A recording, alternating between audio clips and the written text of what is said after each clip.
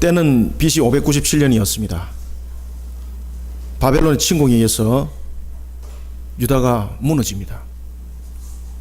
그런데 이 침공은 다른 침공과 달랐습니다. 왕이 비참하게 끌려가는 겁니다. 그 당시에 유다의 왕이 여호야킨이었습니다. 그 당시에 여호야킨 왕이 왕족과 귀족과 함께 비참하게 끌려갑니다.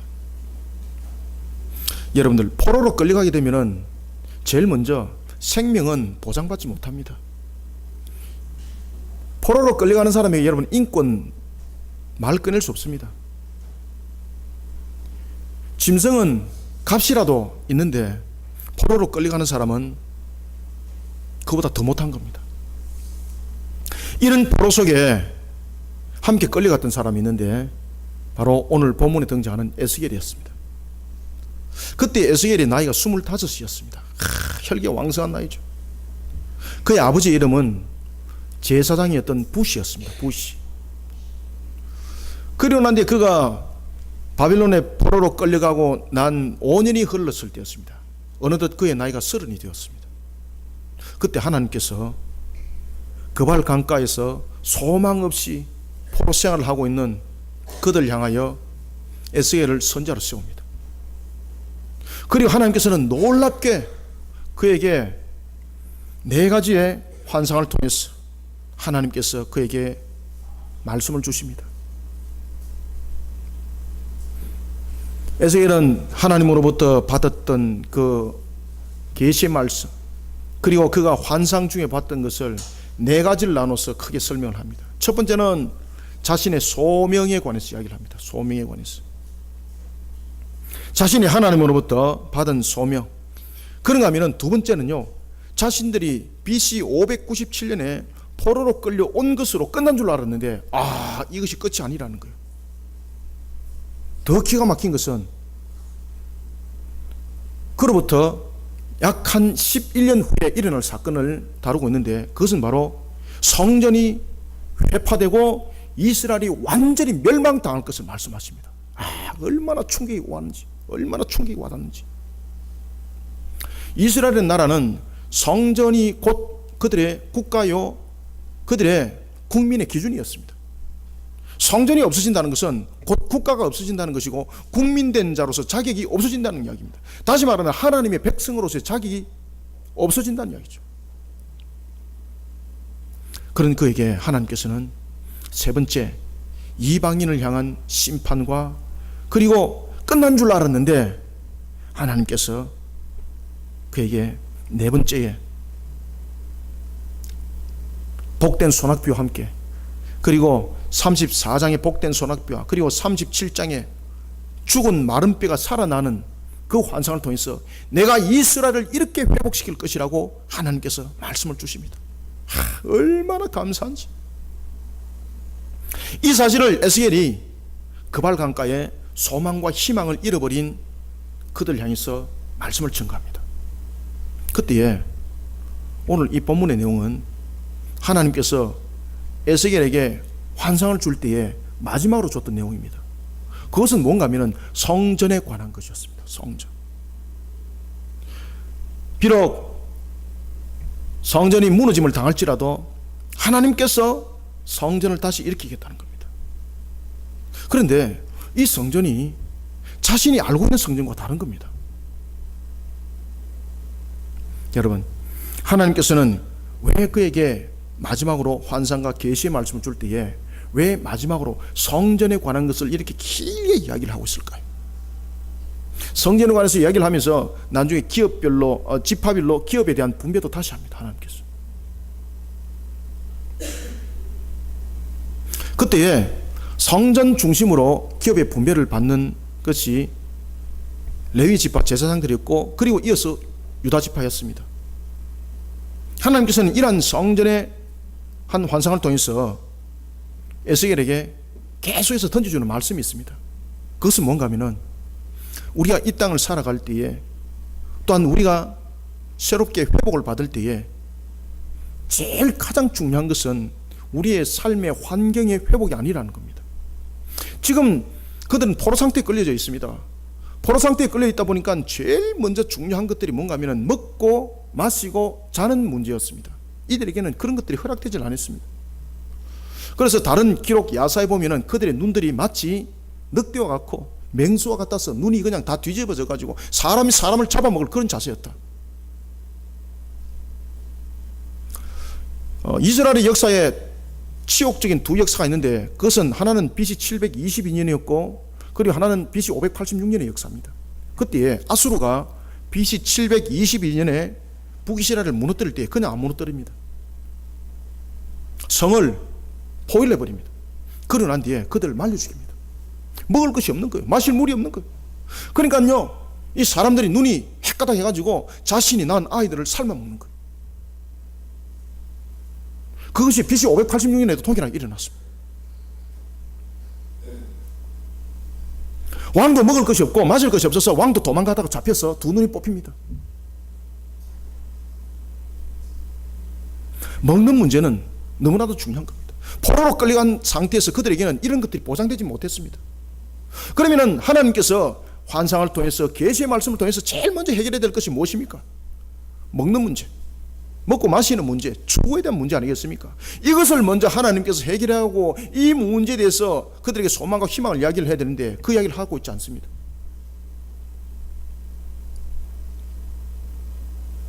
하나님께서는 성전의 회복을 말씀하고 있습니다. 그러면서 성전의 회복을 통해서 하나님은 그들에게 기업의 분배도 함께 설명하고 있습니다. 하나님께서는 여러분들 그들의 필요와 그들의 공급을 이미 다 알고 계십니다. 그런데 왜 하나님께서는 이 에스겔을 통해서 계시의 말씀을 주고 소망과 희망을 잃어버린 그들에게 환상을 통해서 앞으로 일어날 일들에 관해서 그 상황을 알게 할 때에 왜 성전에 관한 이 부분을 가지고 마지막에 종결을 지었는가라는 것입니다. 그것은 하나님과 관계 회복이 제일 중요하다는 겁니다. 우리의 여러분들 화복의 주관자가 여러분들 하나님이세요. 우리의 먹고 마심의 모든 것이 주관이 하나님에 있습니다. 하나님과 관계 회복이 일어나지 아니하고 우리나라 민족 화평 없습니다, 여러분. 오늘 기도 제목도 그 내용을 가지고 다뤘습니다.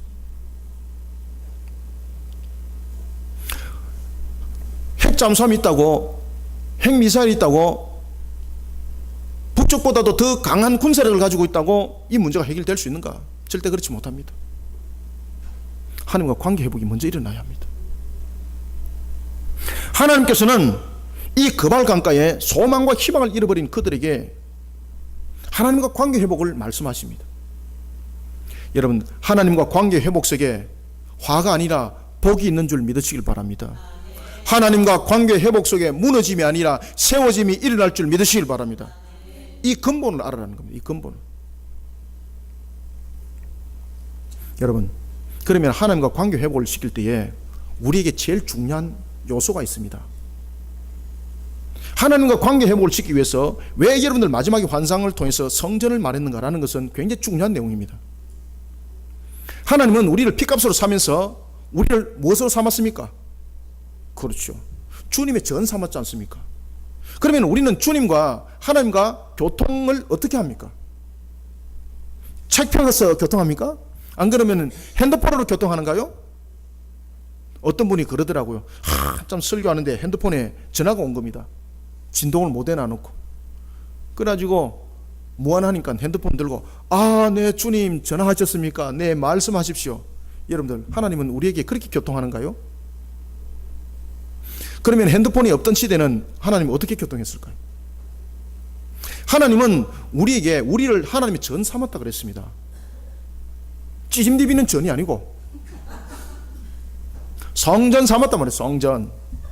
사람들이 전 그러니까 오늘 점심때 전을 먹을 건데 이 찌짐디비는 전으로 생각하고 있는데 찌짐디비는 전이 아니라 우리를 성전 삼았다는 이야기죠. 성전. 그러면 우리는 하나님과 여러분들 어떻게 교통하는가? 우리의 지식으로, 우리의 아는 바로 하나님과 교통을 못합니다. 우리의 마음으로, 우리의 지정의인, 인격으로 하나님과 교통하는 겁니다. 따라서 오늘 하나님께서 성전을 통해서 우리에게 주시는 말씀은요, 너희들이 나와 관계 회복을 할 때에 제일 먼저 너희들이 회복시켜야 될 것이 있는데 그것은 바로 너의 심령의 전인이다, 이렇게 말씀하고 있는 겁니다.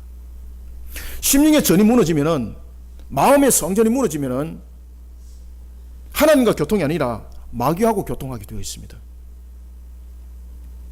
따라서 종말에 나를 눈앞에 두고 있는 저와 여러분들의 심령의 전이 무너짐을 당하지 않기 위해서는 지켜야 됩니다. 파수해야 됩니다. 심령의 전을 어떻게 사수할 것인가?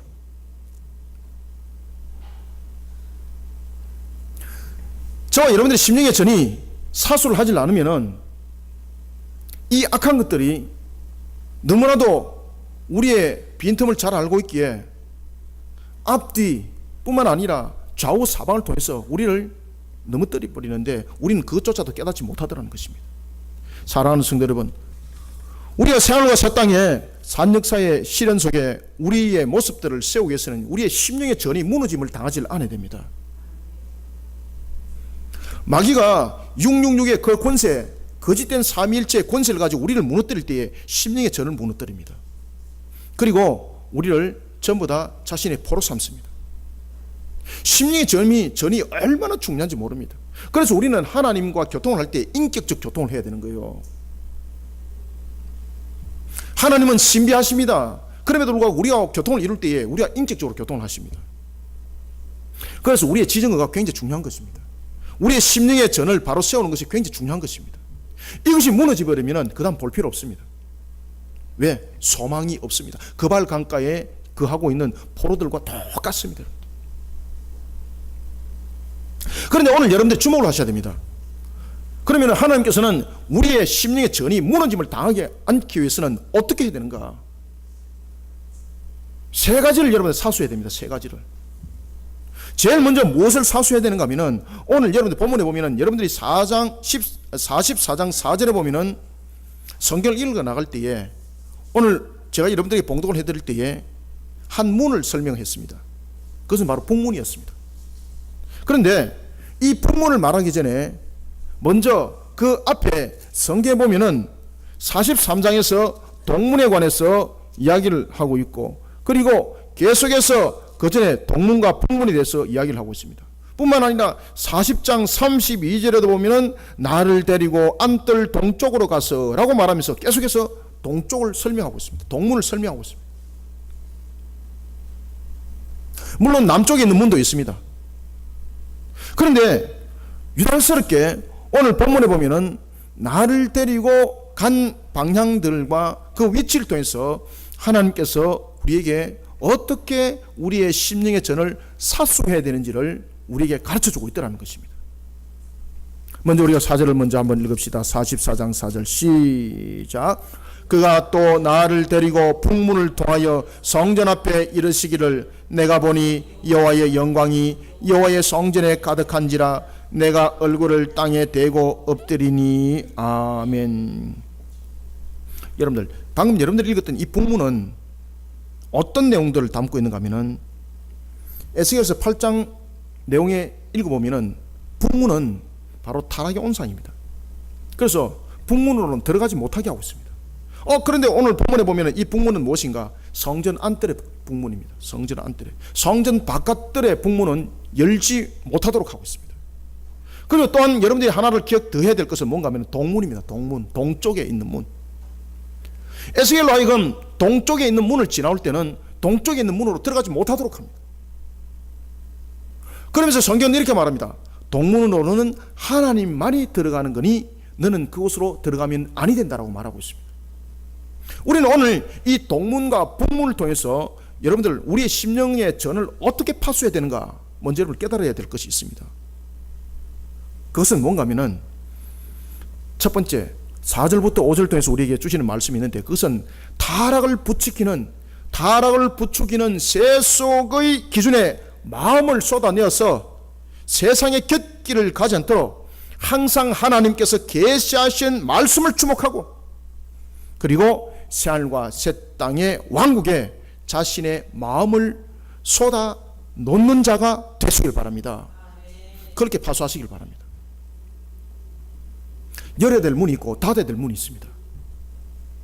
타락을 부추기는 세속의 기준에 문을 열게 되면은 그것이 내 마음으로 들어와서 나의 심령의 전을 완전히 무너뜨려 버립니다.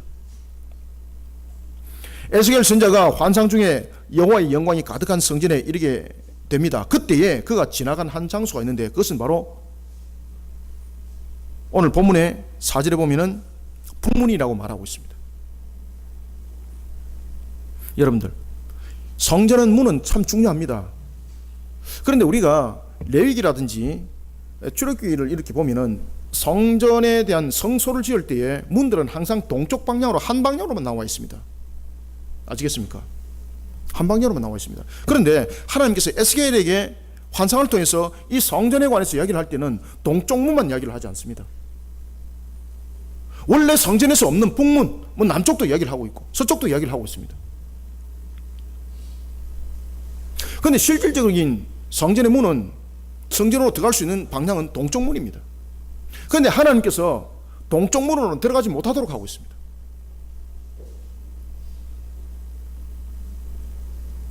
여러분, 성전의 문은 굉장히 중요합니다. 하나님께서 출애굽기를 통해서 성소를 그들에게 성막에 관해서 이야기를 할 때도 문을 통해서 항상 문을 만들면은 그 문을 가리는 가림막을 치도록 했습니다. 그리고 그 속에는 아무도 함부로 들어가지 못하도록 구비를 지었습니다. 그래서 안뜰과 바깥뜰에도 문이 있었고 성소와 지성소도 문이 있었고 다 문이 있었습니다. 그리고 그 문은 들어갈 자에 대한 자격이 항상 있었습니다. 그 말씀대로 솔로몬이 성전을 지을 때도 마찬가지였습니다. 그 성전을 짓고 난 뒤에 성전에 아무나 들어가지 못합니다. 성전에 들어가는 쪽에는 보면은 항상 그 문을 지키는 문지기가 있습니다. 우리는 여러분들 조선시대라든지 아니면은 우리의 삼국에 대한 내용들을 볼 때 궁을 지킨다든지 이런 지키는 사람들을 보면 대체 어떤 분들이 지키고 있습니까? 포졸들, 그죠? 낮은 하급에. 그런데 성전은 여러분들 하급에 있는 사람들 그 성전 못 지킵니다. 성전문. 그 성전은요, 일반적인 레위인들이 지키는 것이 아니라 바로 제사장급이 그 성전의 문을 지켜서 제사장이 허락이 없이는 왕도 그 문을 들어가지 못합니다. 그만큼 문을 지키는 것이 중요한 것입니다. 만약에 이 제사장이 어리버리해가지고 이방인이 들어가는 것을 제재하지 못하고 그리고 또한 일반 백성 가운데 하나님의 거룩성을 훼손시킬 자들이 들어가는 것을 막지 못했을 때는 이 성전 지기는 하나님으로부터 중징계를 당하게 되는 겁니다. 그래서 자신의 생명을 걸고 성전 문을 지키는 겁니다. 문을 지켜야 합니다. 그만큼 여러분 문을 지키는 것은 중요합니다. 오늘 본문에 보면은 에스겔의 환상 속에서 에스겔 44장 1절에 보면은 천사가 그를 인도하여서 성전을 향해서 나갈 때에 44장 1절에 보면은 동쪽 문은 하나님께서 성전에 들어가는 문을 상징하기에 사람은 출입을 금하고 있습니다. 못 들어간다는 이야기죠. 제가 44장 1절 한번 읽어보겠습니다. 여러분 한 목소리로 한번 읽어봅시다. 시작. 그가 나를 데리고 성소의 동쪽을 향한 바깥 문에 들어오시니 그 문이 닫혔더라. 아멘. 하나님이 들어가는 문에 사람이 들어갈 수 없다는 겁니다. 왜 에스겔에게 하나님이 들어가는 동쪽의 문으로 들어가지 못하도록 여러분 금했을까라는 것입니다. 그것은 사람이 하나님의 거룩함과 같이 함께 할 수 없다는 겁니다. 사람이 여러분들 하나님과 같이 될 수 없습니다. 하나님은 항상 우리 속에 있을 때에 하나님이십니다. 사람은 하나님과 같이 될 수 없습니다. 사람이 하나님과 같이 되기 위해서 동문으로 들어가는 그 순간 사람은 교만에 이르러서 죄를 범하게 되고 그 생명도 보존받지 못하는 겁니다. 그래서 동문으로 들어가지 못하라는 겁니다. 이 사건이 에덴 동산에서 터졌습니다. 에덴 동산에서 아담과 하와는 자신들이 하나님과 같이 되려고 했습니다. 선악을 알게 하는 실과를 보면서 마귀가 이렇게 유혹을 합니다. 너가 그것을 먹게 되면 하나님과 같이 될 것이라고. 그때 그들의 마음이 무너지니 그 선악을 알게 하는 실과를 따먹어버렸습니다. 그 죄로 죽음이 왔고 고통이 왔고 영원이 아니라 우리에게 형벌이 죽음으로 놓여지게 되었습니다. 하나님을 향한 동문은 굳게 닫아야 합니다. 우리는 하나님과 같이 될 수 없습니다. 하나님의 거룩성에 대해서는 어떤 부분도 우리는 교만의 걸음을 걷지 말아야 됩니다. 그래서 동문을 닫았다는 이야기입니다. 우리의 심령의 전을 지키기 위해서는 제일 먼저 하나님의 존귀하심을 바라볼 수 있는 신앙이 세워져야 하는 것입니다. 하나님을 존귀하게 여기지 못하고 하나님을 경배하지 못하는 신앙이 되었을 때에 우리 속에 일어나는 것은 전부 다 공술의 공수겁니다. 전부 다 헛것이란 말이에요. 헛것이라. 하나님을 경배하지 못하면서 여러분들 속에 생긴 물질들, 여러분들 속에 생긴 그 건강들 영광이 되지 못하는 겁니다. 그래서 동쪽 문을 닫아라는 겁니다. 항상 하나님의 거룩함에 대해서는 항상 너가 신앙을 그렇게 지켜나가라는 것입니다. 그런 에스겔이 성소에 있는 안뜰에 들어오기 위해서 동문을 지나서 바깥들에 있는 북문으로 들어오지 않습니다. 이걸 주목하셔야 됩니다, 여러분들. 북문으로 들어오지 않고 천사가 북문까지는 인도하지만은 그가 바깥들에서 안뜰로 들어갈 때는 하나님이 그를 데리고 갑니다. 어떤 문으로 들어간지 알 수는 없지만은 하나님이 그를 갑자기 보니까 바깥들에 그가 있는 것이 아니라 안뜰에 딱 들어와 있더라는 것입니다. 그러면서 그가 안뜰에서 성소로 향해서 갈 때는 안뜰의 북문을 사용했습니다라고 성경은 말하고 있습니다. 그래서 바깥뜰의 북문과 안뜰의 북문이 다르다는 이야기예요, 지금. 그러면 여러분들, 왜 바깥뜰의 북문을 통해서 하나님께서는, 그러면 동문은 하나님의 거룩성을 훼손시키기 위해서 사람이 들어가면 안 되지만은 북문에는 오늘 그전에 여러분들 성경 보면은 에스겔서 8장이라든지 보면은 그 북문 쪽에 사람들이 굉장히 지금 많이 모여져 있어요. 사람들이 장사진을 이루고 있고 그 속에서 장사도 하고 있고 매매도 하고 있고 온갖 짓들을 하고 있었습니다. 그런데 그 북문으로 하나님께서 못 들어가게 하고 있습니다. 북문을 지나도록 하고 있습니다.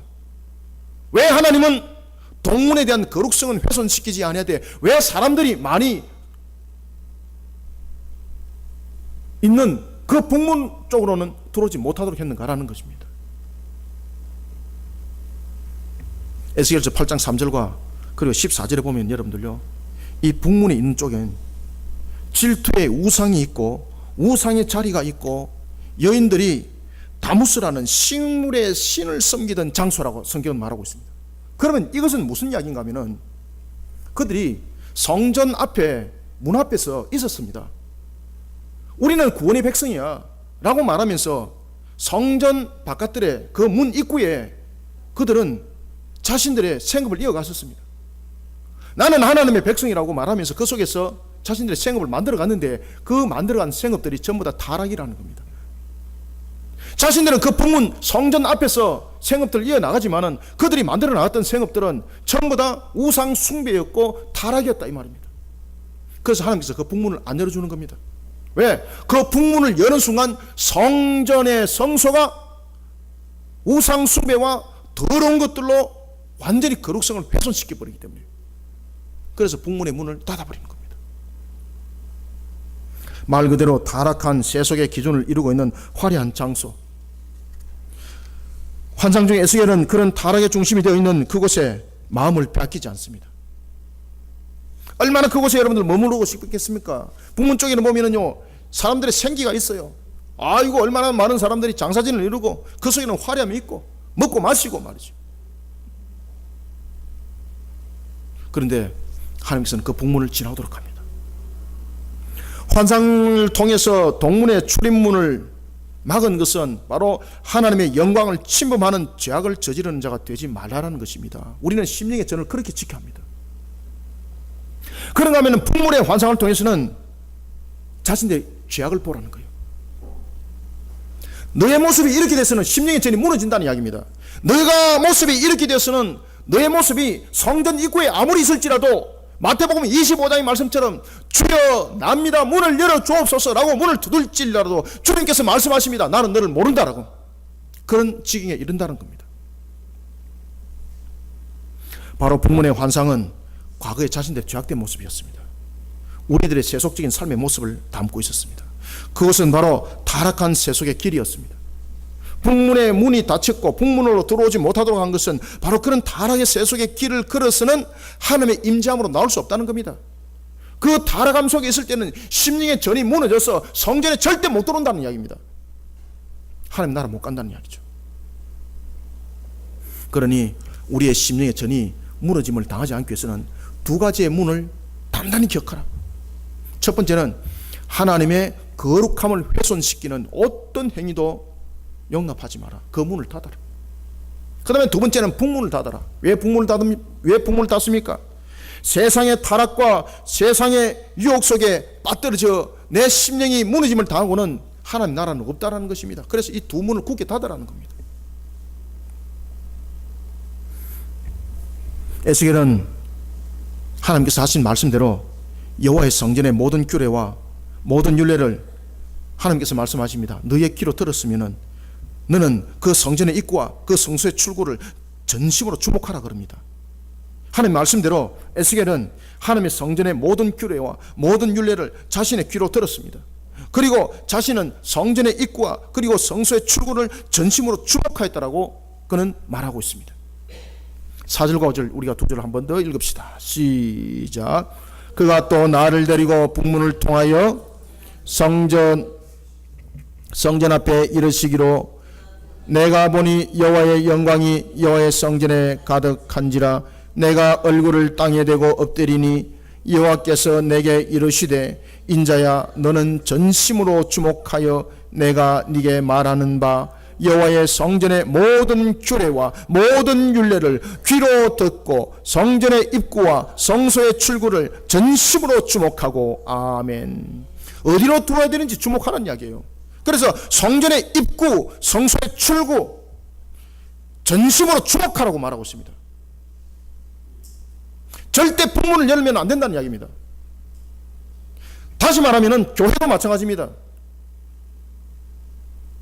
교회가 사람들을 많이 끌어모으기 위해서 동문을 열어버리고 북문을 열어버리면 그것은 더 이상 교회가 아닙니다. 하나님이 그것은 소돔이라 말하고 고모라라 말하고 불과 유황불로 그 교회를 진멸해버립니다. 저와 여러분도 마찬가지입니다. 하나님의 거룩성을 훼손하는 동문을 열어서 교만에 이르렀던 그런 모습이 되면 소망 희망 없습니다. 그런가 하면 세상의 타락한 모습 속에서 얻어지는 부귀와 영화를 구하기 위해서 북문을 열어버립니다. 그런 속에서 나의 신앙이 함께 혼합을 이룰 때에 소망과 희망이 없다는 겁니다. 그래서 주목하라는 겁니다. 무엇을 주목하라? 성전의 입구와 성소의 출구를 전심으로 주목하라고 말하고 있습니다. 이것을 주목하지 못하면 심령의 전은 무너지게 되어 있습니다. 하나님의 영광을 가리지 아니해야 될 뿐만 아니라 타락한 세속의 한눈을 팔아먹지 않아야 될 동문과 북문을 새겨라 이 말입니다. 동문과 북문을 새겨라. 심지어 성전이 오염돼 버리면 저와 여러분들은 전체가 무너짐을 당하게 되어 있습니다. 성전의 파수꾼을 자신의 심령에 세워야 합니다. 그리고 자신의 심령을 파수해야 됩니다. 예레미야서 4장 14절은 이렇게 말하고 있습니다. 예루살렘아 네 마음의 악을 씻어버리라. 네 마음의 악을 씻어버리라. 왜? 네 마음의 악을 씻어버리지 않으면 구원이 없다는 겁니다. 그래서 이렇게 말하고 있습니다. 예루살렘아 네 마음의 악을 씻어버리라. 그리하면 구원을 얻으리라. 아멘. 하나님이 우리를 향해서 다가오는 그 동문을 우리가 열어서 내가 하나님과 같이 되려고 하는 그런 신앙 속에 세워진 이단들은 오늘 본문의 말씀처럼 하나님께서 그들을 심판하십니다. 그런가 하면은 교회가 세속화되어 버려서 북문을 열어버렸습니다. 하나님을 향한 예배가 세속화되어 버렸습니다. 소망 없습니다, 여러분들. 아무리 그곳에서 여러분 찬양을 하고 아무리 그곳에서 여러분 설교를 들어도 소망 없습니다, 여러분들. 북문을 열어버리면 끝입니다. 그래서 시대는 변해도 하나님을 향한 우리의 경건의 자세와 우리의 신앙의 자세는 흐트러짐이 없어야 하는 것입니다. 우리는 시대에 맞춰서 가는 것이 아니라 시대를 이끌어가야 하는 것입니다. 그런데 여러분들 지금의 교회의 예배의 모습들을 보십시오. 얼마나 세속화가 되어 있는지 모릅니다. 소망 없습니다, 여러분. 목사님 단정으로 그렇게 말할 수 있나요? 단정 지어서 말할 수 있습니다. 소망 없습니다. 나중에 주님께서 다시 오실 때 여러분 보십시오. 어떻게 되는지. 에베소 교회를 향해서 주께서 말씀하십니다. 교인들이 많아서 작아서 아닙니다. 주님께서 말씀하십니다. 너는 동문을 열어버렸고 북문을 열어버렸구나. 그래서 주님께서 말씀하십니다. 너는 첫사랑을 잃어버렸다고.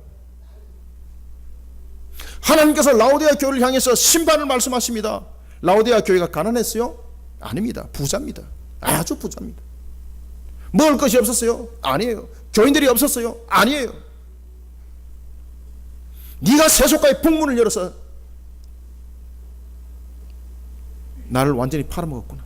하나님께서 심판하십니다. 여러분, 동문을 범하는 자는 악한 마음이 가득하여서 하나님의 말씀에 순종하기보다 자기의 악한 꾀를 앞세워 결국은 패망에 이르게 됩니다. 그래서 교만은 결국은 우리를 패망에 이르게 하는 선봉에 서게 하는 앞잡이입니다. 그래서 하나님 앞에 절대 교만하면 안 돼요. 항상 하나님을 경배하시길 바랍니다. 항상 하나님 앞에 겸손하시길 바랍니다. 그렇게 가야 되는 겁니다. 그 다음에는 우리가 세상의 북문을 열면 안 됩니다.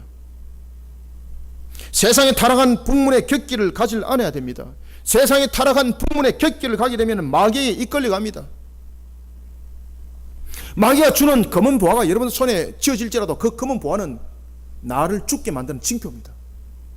그래서 세속한 타락한 불의와 부정과 부패 속에 나에게 구해진 물질은 절대 그 물질과 함께 하지 마라 그랬습니다. 하나님께서는 그 물질에 11조 안 받습니다.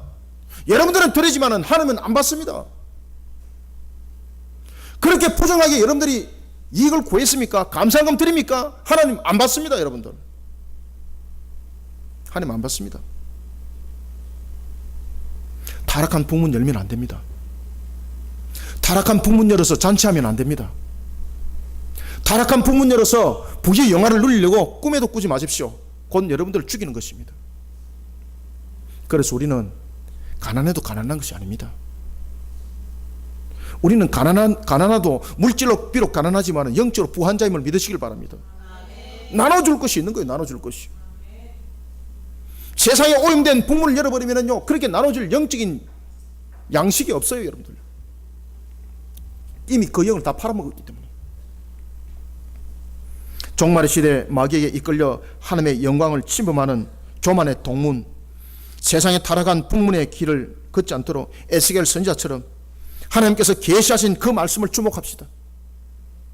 그리고 자신의 소망과 희망을 새하늘과 새 땅이라는 왕국을 향해 쏟아내는 우리 모두가 되기를 소원합니다. 그리고 두 번째는 우리가 심령의 전을 어떻게 지켜야 되는가? 6절 한번 읽읍시다. 시작. 너는 반역하는 자 곧 이스라엘 족속에게 이르기를 주 여호와께서 이같이 말씀하시기를 이스라엘 족속아 너희의 모든 가증한 일이 족하니라. 아멘.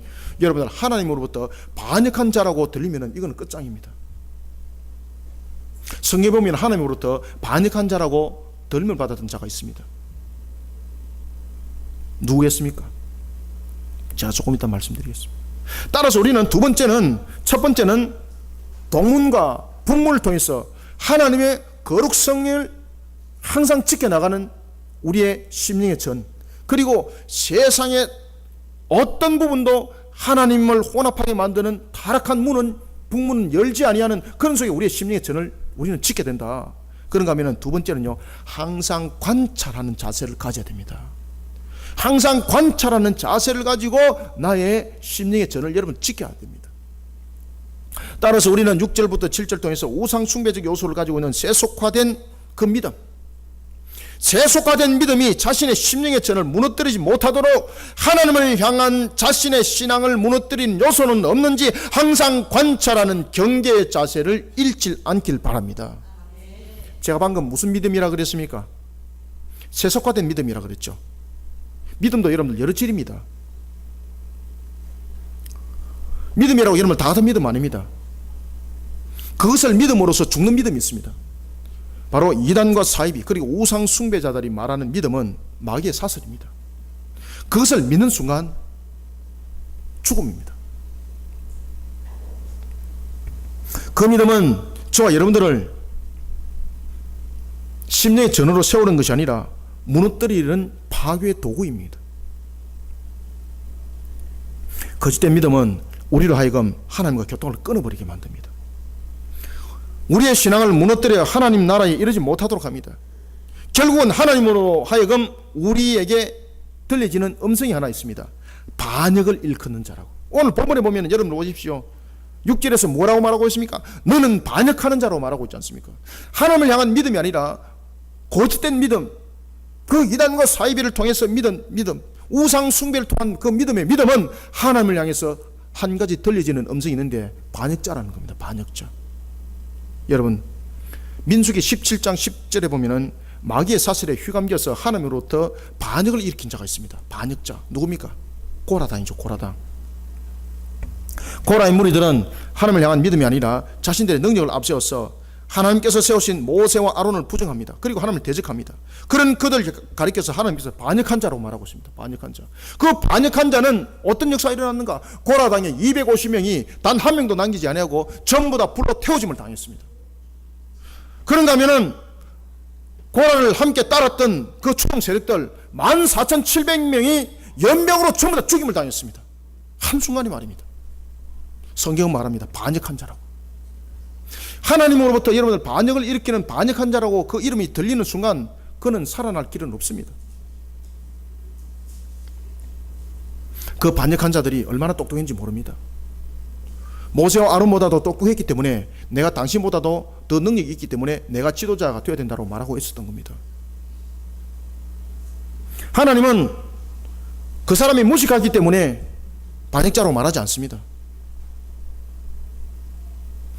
하나님께서는 에스겔 선지자를 통해서 말씀하십니다. 우상 숭배적 요소를 가지고 있는 세속된 믿음을 가지고 나에게 나오는 자는 전부 다 반역자라고. 왜? 내 언약을 위반했기 때문에 반역자라는 거예요. 성경은 말합니다. 그들이 똑똑하지 않기 때문이 아니다. 참으로 똑똑하다. 세상에서 얼마나 많이 배운지 모른다. 그들이 세상에서 살아가면서 얼마나 죄를 모른다. 그럼에도 불구하고 우상 숭배적 요소를 가지고 세속된 믿음을 가지고 나에게 놓은 것은 결국은 나를 향해서 반역을 일으키는 자다. 하나님께서 말씀하십니다. 그는 내 언약을 위반하였느니라. 하나님의 언약을 위반하는 자는 전부 다 반역자입니다. 하나님을 향한 반역자는 고라의 잔당들을 하나님께서 전부 다 불과 그리고 연병으로 처리했던 것처럼 전부 다 죽임입니다. 한날에 여러분들 14,500명이 그냥 연병으로 죽어버렸습니다. 고라당을 형성하고 있던 그들 250명이 단 한 명도 살아남지 못하고 전부 다 불에 태워짐을 당해서 죽어버렸습니다. 사람들이 충격을 받습니다. 세속된 믿음이 우리를 이렇게 무너뜨립니다. 세속된 믿음은 하나님의 언약을 위반한 것입니다. 하나님께서 말씀하십니다. 반역자라고. 따라서 우리는 그런 반역의 길을 걷지 않기 위해서는 우리의 심령의 전을 바로 세워야 합니다. 어떻게? 혹시나 내가 오늘도 세속된 믿음으로서 나의 심령의 전이 오염된 것은 없는지 어떻게 하라고? 항상 관찰하는 자세를 잃지 않길 바랍니다. 관찰해야 됩니다. 관찰 안 하면 무너집니다.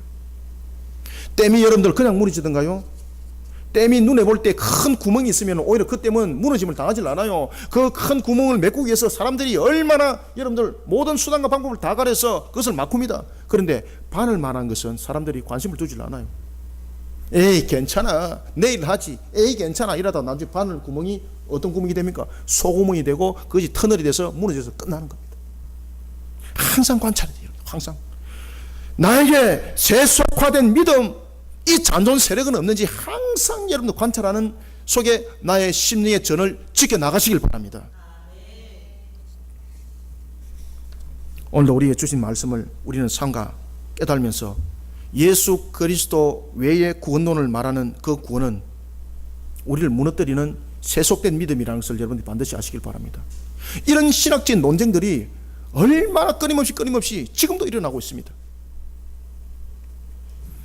하나님께서는 우리에게 오직 예수 그리스도 한 번밖에 길을 열어주질 않았습니다. 그런데 예수 그리스도를 믿는 믿음 속에 할례를 말하고 있고 율법을 말하고 있던 그런 율법적 기독론을 가지고 있었던 유대주의적 기독론을 가지고 있던 그들, 모든 그들은 하나님을 향한 불심판만이 그들 속에 남아있지 않았던 것입니다. 예수님께서 요한복음 19장 30절에서 뭐라고 말씀하셨습니까? 다 이뤘다고 말씀하셨습니다. 예수님께서는 십자가에서 이루신 대속의 값으로 우리의 과거의 원죄를 뿐만 아니라 현재와 미래의 우리의 자본죄에 이르기까지 완전한 값이 되어 주셨습니다. 그러나 그럼에도 불구하고 우리의 구원은 이 땅에서는 완전하게 이루어지지 않습니다. 왜? 우리의 구원은 이 땅이 아니고 바로 새하늘과 새 땅이기 때문에. 따라서 주님이 속히 오셔야 됩니다. 주님이 속히 오셔서 백보자 심판대가 열려지는 그때에 우리의 완전한 구원이 일어나는 거예요, 여러분들. 그러나 에베소서 2장 2절의 말씀처럼 공중의 권세자인 사탄은 거짓된 믿음을 앞세워서 우리의 이런 참믿음을 무너뜨리고 있습니다. 거짓된 신학을 통해서 무너뜨리고 있습니다. 거짓된 세력을 통해서 우리를 무너뜨리고 있습니다. 바로 666입니다. 요한계시록 13장 8절에 사탄은 666이라는 강력한 거짓된 삼위일체의 세력을 통해서 사탄의 표를 만듭니다. 그리고 사람들 하여금 그 표를 받도록 합니다.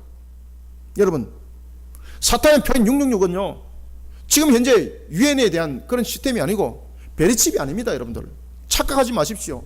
사탄이 여러분을 그렇게 소홀하지 않습니다. 사탄이 우리를 통해서 그가 666을 통해서 강력한 삼일체를 구성을 할 때에 성경은 말하고 있습니다. 요한계시록은 그는 마치 내가 죽었다가 살아나는 것처럼 그렇게 한다, 위장한다. 내가 했던 것처럼 그렇게 그들은 역사를 일으킨다. 그러나 너희들은 거기에 미혹되지 마라. 그렇게 미혹되지 않게 해서는 어떻게 되어야 됩니까? 우리로 하여금 하나님의 말씀의 심령의 전을 바로 세우지 못하면 그런 곳에 미혹돼서 넘어간다라는 것입니다. 사랑하는 성도 여러분, 지금 우리 모든 사회를 한번 돌이켜 보십시오. 세계가 이제는 제3의 세력이 형성됩니다. 반드시 옵니다. 제가 단언합니다. 여러분들 어떻게 단언하는가? 인터넷으로 제3의 세력이 만들어집니다. 제가 성경 공부라든지 이런 걸 통해서 제가 여러분들에게 강조를 계속하고 있습니다. 여러분들 지금 현재 우리가 인터넷 사이트에 보면은 국경을 넘어서 음란 사이트가 세계가 지금 하나가 되어 있습니다. 여러분들 지금 핸드폰을 열어서 지금 음란에 대한 글을 한글로 쳐보십시오. 전 세계에 있는 음란물이 다 올라오게 되어 있습니다. 마귀가 이런 식으로 666의 세력을 확보해서 우리를 하나로 만들어가고 그 음란한 물 속에 우리로 매매하게 만들고 있습니다. 이건 지금 전초전입니다. 여러분들 이런 속에 젊은 청년들이 넘어가고 있고 이런 오락물 속에 도박을 하고 있고 가정이 무너져 가고 있습니다. 여러분들 그런데 이것을 소홀하게 여기고 있더라. 가볍게 여기고 있더라. 이런 무서운 전투가 지금 벌어지고 있는데 가볍게 여기고 있더라. 사랑하는 성도 여러분, 오늘도 세속화된 믿음이 나의 심령의 전을 무너뜨리는 것은 없는지 항상 관찰하는 경계 자세를 가지고 자신의 심령의 전을 지켜나갑시다. 그러지 않으면 무너져요. 여러분들요. 마귀의 666에 넘어져요. 여러분들요. 거짓된 믿음, 우상 숭배적 요소를 담고 있는 거짓된 믿음을 만들어내어 하나님의 남은 백성의 수를 채우지 못하도록 방해하고 있습니다. 그래서 주님의 날을 소망하는 것이 아니라 자신을 숭배하는 믿음을 가지도록 만들고 있습니다. 이것이 사탄의 666입니다. 사랑하는 성도 여러분, 예배 가운데 또한 끌고 들어온 더러운 우상 숭배의 요소를 가지고 있는 기복신앙, 이것은 신앙이 아닙니다. 이것은 사탄이 우리를 넘어뜨리기 위해서 쳐놓은 거짓된 믿음의 요소입니다. 그래서 교회는 거짓된 숭배를 가르치는 곳이 아닙니다. 교회는 신앙의 고백의 처소입니다. 교회는 신앙의 양심으로 길러내야 되는 곳입니다. 그런데 교회가 물질 우선주의가 되어버렸고 교회가 믿음이 아니라 인기주의가 되어버렸습니다. 무너집니다. 무너짐을 당합니다. 소돔과 고모라성이 됩니다. 오늘 주신 말씀처럼 하나님께서 우리에게 뭐라고 말씀하고 있습니까? 반역한 자라고 말하고 있습니다. 규례와 법도를 다 지켰습니다. 그럼에도 불구하고 하나님께서 말씀하십니다. 반역한 자라고. 여러분들이 심령의 전만 세웠다고 여러분들 성도 아닙니다. 하나님으로부터 여러분 반역한 자로 불림을 당하지 않기 위해서는 바로 자신을 세워야 하는 것입니다. 혹시나 내 심령 속에 무너뜨림을 당한 그런 음란은 없는가? 내 심령 속에 무너뜨림을 당한 마귀의 흔적은 없는가? 믿음의 현미경으로 관찰하시길 바랍니다. 말씀의 현미경으로 관찰하시길 바랍니다. 그래서 제가지 않으면 하나님을 향해서 반역한 자가 되는 거예요, 여러분들요. 그럼 심령의 전이 무너짐을 당하는 거예요.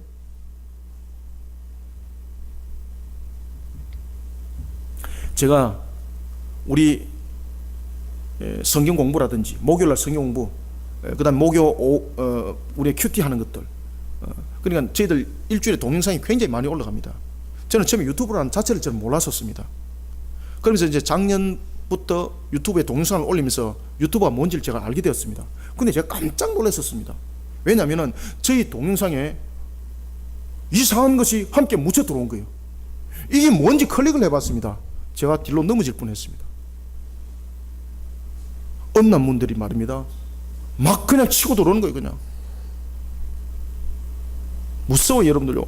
이게 바로 마귀의 역사입니다. 이 속에 우리의 영은 잠식되고 이 속에 우리는 무너짐을 당해요, 여러분들요. 어떻게 하라고요? 말씀의 현미경으로 낱낱이 여러분들 관찰하지 아니하면 무너짐을 당해요. 마지막 때에 우리의 심령의 전을 이렇게 지키지 않으면 무너짐을 당할 수밖에 없어요, 여러분들. 마귀의 밥이 될 수밖에 없어요. 그래서 예배 가운데서도 기복이 들어오면 아니 되는 거예요. 그래서 교회가 여러분들이 이렇게 해보십시오. 여러분들 갖다 바치면 하나님께서 더 값줄로 주실 것입니다. 이 소리에 미혹당하지 마시길 바랍니다. 그런 것이 어디 있습니까? 그것이 기복이죠. 그것이 사기꾼이죠. 그것이 어떻게 말씀의 강론입니까? 하나님은 그리 말씀하지 않습니다. 그런 말씀의 사기꾼들로 인해서 무너짐을 당하니까 결국은 내 전이 무너짐을 당하더라는 이야기입니다. 하나님의 말씀으로 자신의 심령의 전이 혹이나 세속화된 믿음 속에 있지는 않은지 말씀의 현미경을 통해서 나를 관찰하셔야 됩니다. 그런 속에 나의 심령의 전을 견고하게 지켜나가는 우리 모든 성도들이 되시기를 소망합니다. 그 다음에는 세 번째, 우리가 심령의 전을 어떻게 지켜야 되는가? 마지막 종말 때 여러분 심령의 전이 무너지면 소망 없습니다. 제가 여러분들 이렇게 설교하니까 야, 우리 목사님은 대단할 거야. 안 그래요, 여러분들요. 제가 눈에 이야기를 하잖아요. 제가 정말 약한 사람이라고.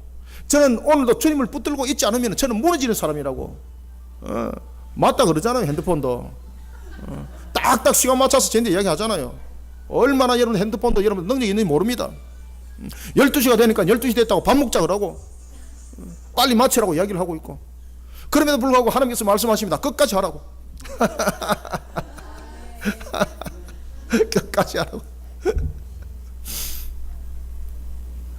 세 번째는 우리가 심령의 전을 어떻게 여러분 지켜나가야 되는가? 8절 한번 읽읍시다. 시작.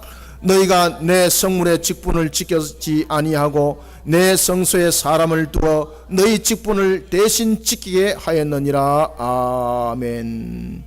여기서 여러분 주목하셔야 됩니다. 내 성물의 직분입니다. 아시겠습니까? 내 성물의 직분.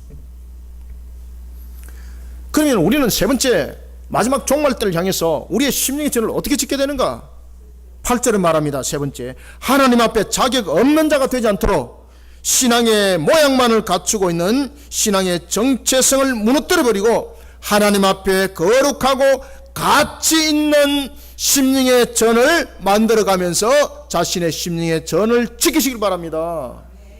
만들어가야 돼요, 여러분들요. 신앙은 만들어가는 겁니다. 신앙은 여러분 뚝 떨어지는 것 아닙니다. 만들어가야 하는 것입니다. 성소에서 섬기는 직분은 아주 중요합니다. 성소에서 섬기는 직분은 하나님의 일로서 선민들의 모습을 담고 있습니다. 따라서 선민들이 전심을 다해 지켜야 될 일이었습니다. 뿐만 아니라 이것은 동시에 영광이 그 속에 함께 있는 것입니다. 그러니까 특권이죠. 이런 중요한 재단의 일을 자격 없는 사람에게 시켰다는 겁니다. 그러니까 하나님이 그런 이스라엘 향해서 질책을 가하는 겁니다. 여러분, 하나님을 향한 예배가 소홀하게 여김을 오늘도 우리 속에 심령의 전이 열리게 되면 그런 소홀함이 가볍게 여기짐을 당하게 됩니다. 오늘 특히 본문에 보면 이런 말이 있습니다. 내 성물의 직분이라. 내 성물의 직분. 내 성물의 직분이라는 것은 어떤 내용인가 하면 너희가 감당해야 될 내 성소에서의 나의 직분을 말하고 있습니다. 다시 말하면 내 성물의 직분이라는 것은 내가 하나님의 성소에서 감당해야 될 나의 직분입니다. 다시 조금 더 말씀드리면은 하나님의 약속의 실현이 그 직분 속에 영광으로 나타난다는 이야기입니다. 여러분, 하나님께서는 이스라엘을 대신해서 레위인을 회막 봉사 일에 전력하도록 만듭니다. 그리고 그들에게는 기업도 주지 않습니다. 그런데 민수기 18장 26절 이하를 보십시오. 하나님께서 그들에게 모든 필요를 공급해 주십니다. 뿐만 아니라 부족함이 없도록 오히려 풍성하게 만들어 버립니다. 이런 중요한 직분을 이방인들에게 맡겼다는 것이 말이나 되는가 이 말입니다. 그것은 자기 스스로가 하나님 앞에 자격 없다라고 선포하는 것과 똑같습니다. 믿음의 성전을, 믿음의 심령의 전을 통해서 세워진 성도가 성도로서의 본인의 모습을 여러분들 잃어버리고 이방인의 관습을 쫓아갔다고 생각해 보십시오. 자신의 특권을 전부 다 던져버리고 나는 하나님 앞에 자격 없는 자요 라고 선포하는 거예요, 여러분들요. 그만큼 바보가 없습니다. 내가 껍데기만 성도라고 말하면서 이방인의 관습을 쫓아가는 자는 오늘 본문에 나타나고 있는 내 성물의 직분을 지키지 않는 자입니다. 그런 자는 스스로 하나님 앞에 하나님 나는 자격 없는 자요 이런 이야기가 똑같습니다. 하나님 나는 하나님 앞에 자격 없는 자니 하나님 나한테는 복 주지 마세요. 이 내용과 똑같은 겁니다, 여러분들. 예배하는 모습이 그렇게 되어야 됩니다. 스스로 하나님 앞에 예배를 드리면서 하나님 앞에 자격 없는 그런 자임이 선포되는 예배, 하나님께서 그 예배 안 받습니다. 세상의 문화를 뒤섞어버린 예배, 더 이상 예배가 아닙니다. 오늘 본문에 나타나는 것처럼 내 성물의 직분을 지키지 않는 겁니다. 그래서 예배가 우리가 보면은 뭐 CCM에도 그런 가사가 있더라고요. 예배가 예배되게. 과연 예배가 예배되는 것은 무엇인가? 사람들이 조금 더 즐거워할 수 있도록 시스템을 과학적으로 하는 것 좋습니다. 예배를 정말로 즐길 수 있는. 그런데 정말로 중요한 것은 여러분, 예배는 즐기는 것이 아니라 예배는 하나님께 올려드리는 경배입니다. 우리의 편리함을 통해서 경배 드리는 것이 아니라 우리의 불편함은 있을지라도 하나님 안에서 경배함이 우리의 전심이 되어야 되는 것입니다. 세상 문화가 뒤섞어버리는 예배, 더 이상 예배 아닙니다. 인간들은 그 예배를 통해서 즐거워합니다. 유명한 사람들 갖다 놔놓고 막 거짓말하고 막, 그죠? 막 꽁트하고, 예배 가운데 엔돌핀이 살아서 움직여야 됩니다. 예배 가운데서 엔돌핀이 나와야 됩니다. 엔돌핀은 나오되 마귀가 함께 그 속에 역사하는 줄 믿으시길 바랍니다. 그 예배 하나님께서 안 받습니다. 예배는 엔돌핀이 아닙니다. 예배는 여러분들요 세미나가 아닙니다. 예배는 말 그대로 하나님의 말씀이 증거되어지고 그 말씀을 통해서 여러분들이 은혜를 받는 것입니다.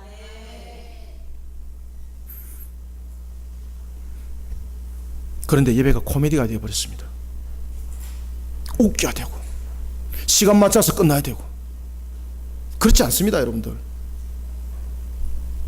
사람들의 편의를 봐서 예배가 단순화되어야 되고 그건 예배가 아닙니다, 여러분. 예배 속에는 분명한 것이 다 들어와야 됩니다. 그럴 때 정말로 예배가 되는 것입니다. 우리가 하나님을 향해서 조금이라도 여러분들 경홀함이 있으면은 우리는 무너짐을 당하게 되어 있습니다. 자신을 만들어 가시길 바랍니다. 우리를 만들어 가야 합니다. 우리가 어떻게 만들어 가냐에 따라서 우리의 정체성은 무너짐이, 또한 신앙의 정체성이 일어서기도 합니다. 우리가 인본적으로 정체성을 만들어 가기 시작하면은 우리의 신앙은 곧 무너짐 속에 역사합니다. 그래서 어떤 분들은 예배가 탁 되면 시간부터 탁 봅니다. 12시에 마쳐야 되는데 그 예배 하면 안 받습니다, 여러분들. 왜 그렇습니까? 지금 12시 10분입니다.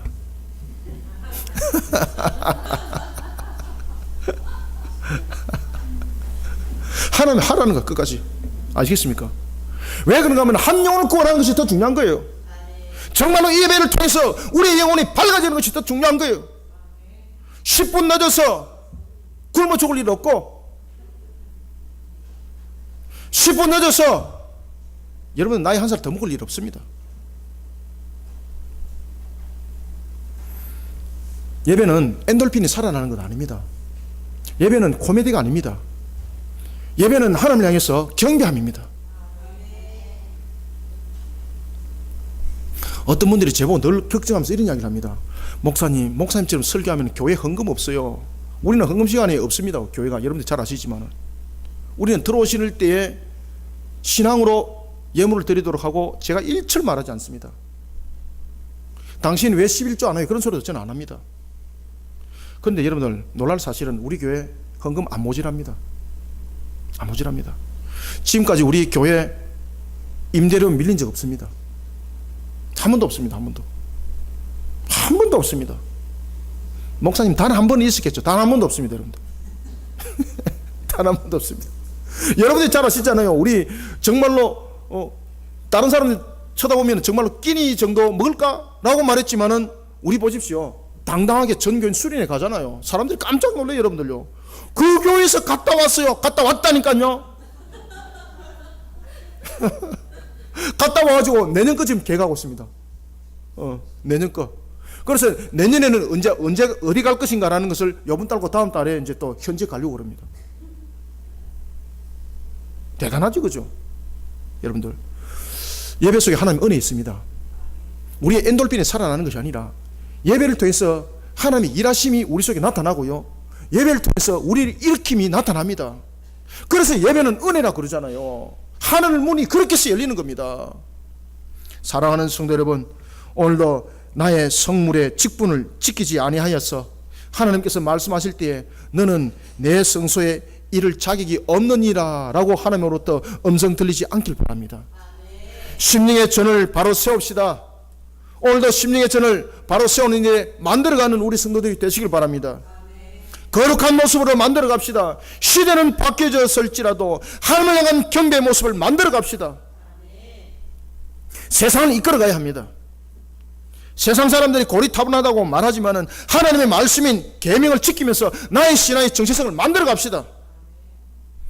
예수 그리스도의 십자가의 신앙으로 나의 거룩함을 만들어 갑시다. 회개 신앙으로 나의 심령의 전을 만들어가는 우리 성도들이 되시기를 축원합니다. 말씀을 맺겠습니다. 심령의 전을 무너뜨리는 가장 큰 무기는 거짓된 믿음이고, 그리고 하나님 앞에 교만하게 서는 모습입니다. 그리고 타락을 부추기는 세속의 기준에 마음을 빼앗겨버린 모습입니다. 세속화된 타락의 길에는 틀림없이 마귀가 여러분들 진을 치고 있습니다. 우리는 이것을 명심해야 됩니다. 하나님의 거룩함이 손상되지 않도록 동편의 문을 폐쇄해야 됩니다. 그런가 하면은 모든 영광을 하나님께 돌리고 하나님을 영화롭게 하는 거룩한 심령의 동문을 오직 하나님께로만 향하는 우리의 심령을 말씀의 파수꾼으로 세워 견고하게 세워나가는 저와 여러분들이 되기를 소망합니다. 아담이 에덴 동산에서 무엇 때문에 무너져 버렸습니까? 동문이 무너진 겁니다. 이스라엘 백성들이 왜 BC 722년에 나라가 무너져 버렸습니까? 왜 BC 586년에 나라가 멸망당했습니까? 북문을 열어버렸기 때문입니다. 북문을 용납하지 않아야 됩니다. 타락한 북문을 용납하지 않아야 됩니다. 부정한 북문을 열질 않아야 합니다. 불의한 북문을 열질 않아야 합니다. 끊어버려야 합니다. 오늘도 하나님의 은혜의 음성이 아니라 나의 모습 속에 혹이나 불의함은 없는지 다시 한 번 더 재점검해 봅시다. 하나님을 향해 내 모습은 자격 없는 자의 모습이 되지 않도록 하나님께서 나에게 말씀하실 때에 나는 너를 알지 못한다가 아니라 내가 너를 사랑한다라고 말하는 그런 음성이 들려지는 심령의 전들이 되시길 바랍니다. 우리가 살아갈 영원한 나라의 왕국이 눈에 보여져야 합니다. 믿음으로 보여져야 합니다. 삶을 통해 보여져야 합니다. 따라서 우리는 부정과 타락한 세속의 문화를 용납하지 않고 자신의 심령의 전을 예수 그리스도의 보혈이 묻힌 회개의 바른 신앙관으로 만들어가는 우리 모든 성도들이 되시기를 주님의 이름으로 축원합니다. 살아계신 아버지 하나님, 주님의 은혜를 감사드립니다. 오늘도 주신 말씀대로 우리의 심령의 전을 굳건하게 세워나가게 도와주시옵소서. 주님을 알지 못한 속에 참으로 교만하여 동문을 열어버리고 세속의 부귀와 영화를 누리기 위하여 내가 신앙에 오히려 닫아야 될 북문을 내가 열어버리는 그런 어리석음에 빠지지 않도록 성령이며 우리를 깨달아 알게 하여 주옵소서. 영적으로 무지하고 미련한 자가 되어 주님의 영광 가리는 모습이 되지 않도록 하나님 우리를 강력하게 이렇게 세워주시고, 혹이나 내 속에 오염되어서 주님의 전에 하나님 영광 가린 것들은 없는지 말씀의 현미경을 통하여 낱낱이 세밀하게 날마다 관찰할 뿐만 아니라 회개의 신앙을 통하여 나의 신앙의 정체성을 만들어가는 우리의 모든 모습이 되게 하여 주옵소서. 하나님, 이런 속에 나라와 민족을 또한 돌이켜봅니다. 남과 북에 대한 모든 문제들 하나님의 말씀의 틀을 이루고 십자가 복음으로 하나를 이루게 하여 주시옵소서. 뿐만 아니라 오늘도 우리의 심령의 전을 바로 세워 우리 모든 성도들이 주님의 거룩한 산 역사의 걸음을 걷게 부족함이 없도록 하늘의 문을 열어주시고, 오늘 주신 말씀이 안국의 말씀이 되게 하사 이 한날에선 금의 말씀이 되어 혼과 육과 골수를 찔러 쪼개 하여 주시옵소서. 살아계셔서 서서 역사하시는 하나님, 오늘도 주신 말씀이 우리 모든 성도들에게 꼬리요 양식이 되게 부족함이 없도록 은혜의 풍성한 결실 함께 맺혀 주시옵소서. 주님의 말씀으로 살아가는 참제자 되게 하여 주시고, 하나님의 말씀에 순목하는 순종의 걸음을 걷는 종이 되게 하여 주옵소서. 주님의 결실 되게 하시고 주님의 열매 되게 하여 주시옵소서. 예수님의 이름으로 기도드렸나이다. 아멘.